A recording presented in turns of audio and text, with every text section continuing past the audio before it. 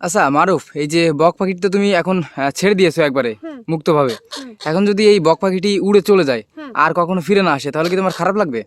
না, আমি তো চেয়েছি ওর যেন উড়ে যায়, ওর যে আরো ভাই বোন আছে তাদের সাথে যেন ও মিশে যায়। আচ্ছা তুমি তো চাইলে এই বক পাখিটিকে খেয়ে ফেলতে পারতে জবাই করে, খাওনি কেন? কারণ আমার ওর উপরে মায়া লেগে গেছে, আর আমার পশু পাখি জবর দিতে আমার ভালো লাগে না। আপনারা স্ক্রিনে এখন একটা বক পাখি দেখতে পাচ্ছেন, আর এই বক পাখিটার একটা গল্প আছে। আর এই গল্পটা আজকে এই যে আমার ছোট ভাই মারুফই বলবে। আচ্ছা মারুফ, এই যে বকটা, এটা তুমি কোথায় পেয়েছিলে? আমি স্কুলে গেছিলাম, হ্যাঁ তারপরে এসে এবার আমি আমার মা বাড়ি গেছি, হ্যাঁ। আমার নানা বাড়ি। তারপরে আমার মামা বকটা মানে দিয়েছি। তা তোমার মামা কই পাইছিল বকটা? বকটা আমার মামা রাস্তায় ফেলে দিয়েছিল। আসলে একটা ঝড়ে এই বক পাখিটি বাসা ভেঙে নিচে পড়ে গেছিল, আর ওর মামা সেখান থেকেই এই বক পাখিটিকে কুড়িয়ে পেয়েছিল আর ওর কাছে দিয়েছিল। দেখুন ওর মাথার পর কিন্তু বক পাখিটি দাঁড়িয়ে আছে।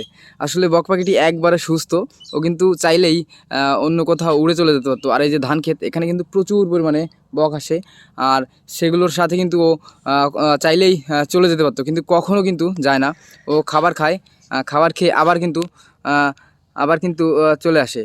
আর ওর যে একটা বাসা বানিয়ে দিয়েছে ও, আর সেই বাসায় ও কিন্তু এসে থাকে। ও কি এখন খাবার খেয়ে খেয়ে আবার ব্যাক চলে আসে? হুম।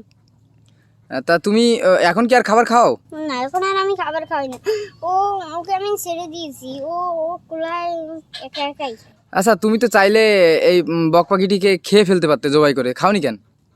কারণ আমার ওর উপরে মায়া লেগে গেছে, আর আমার পশু পাখি জবর দিতে আমার ভালো লাগে না। আচ্ছা মন খারাপ হয়ে যায়। ভিউয়ার্স, ও কিন্তু একবারে ছোট একটা বাচ্চা। আসলে এদের থেকেই আমাদের শেখা উচিত। কারণ হচ্ছে আমরা কিন্তু দেখি অনেক সময় অনেকে বক পাখি ধরে বিভিন্ন ফাঁদ পেতে কিংবা বিভিন্ন যন্ত্রের মাধ্যমে বক পাখিগুলো ধরে বা অন্যান্য পাখিগুলো ধরে কিন্তু সেগুলো খেয়ে ফেলে বা জবাই করে।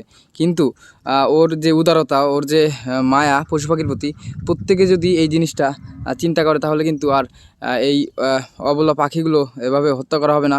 আর বাংলাদেশ থেকে কিন্তু বিভিন্ন ধরনের পাখি আপনারা জানেন বিলুপ্তির পথে। যদি প্রত্যেকেই এরকম চিন্তাধারা থাকতো ওর মতো, তাহলে কিন্তু আজ এই পাখিগুলো বিলুপ্ত হতো না। আর পশু পাখি কিন্তু খুবই চমৎকারভাবে বাঁচতে পারতো এবং পরিবেশের ভারসাম্য রক্ষা করতে পারতো। আচ্ছা উড়াই দাও তো, পাখিটা যায় কিনা আমি দেখি, একটু উঁচুতে চলে দাও দেখি, অন্যদিকে চলে যায় কিনা। কোথায় দেয়? দেখতে পাচ্ছেন বক পাখি কিন্তু উড়ানোর সাথে সাথেই ওর যে থাকার জায়গাও তৈরি করেছে এই ঘরটার ভিতরে, সেখানে কিন্তু গিয়ে পড়েছে। আর একটু পরেই হয়তো ওর ভিতরে যে বসে থাকবে।